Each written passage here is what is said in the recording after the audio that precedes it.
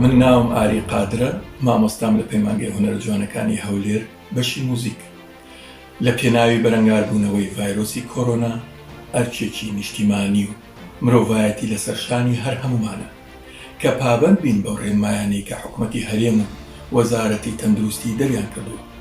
گرنگترین خاڵ ئەوەیە کە ئەم 14 ڕۆژە لە ماڵەکانی خۆمان بمێنینەوە.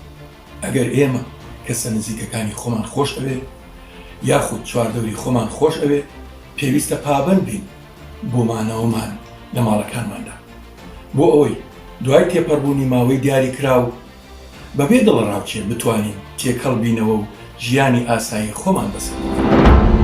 سڵاو، من دەرێنانی هیوادارم هەمووتان تەندروست باش بن. من بڕیارمەوە لە ماڵەکەی خۆم بمێنمەوە بۆ ئەوەی نەبمە هۆکاری ئەوەی کە کۆڕۆنا ڤایرۆس ساڵکەم بەسەر تەواوی کۆمەلگا.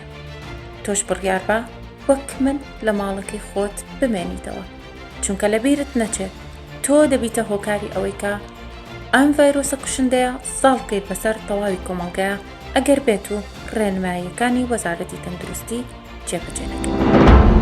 از ڕێبەر عوسمان قازی وەک چاودێرێکی سیاسی ڕادگەینم کو ئەم وەکی بنامالە دەرپێگیریە ڕێنماییەت حکومەتە هەرێمە کوردستانێکین بۆ ڕێگیکردن بەڵاوبوونا نەخۆشیە کۆرۆنایە و دڵمال مینین هەندی ئەم بەشێنجیش ماڵ دەرنەکەوین حتا ئەف ماوەیە هەنێ ئەوە حکومەتی دیارکردی دەرباز بێت ئیشەڵڵا سەلامەتی سەر ملەتی بەڕا دەرباز بێت و سوپاس بوو کارمەندت مەیت ساخلەمی و هێزت ئێمناهیە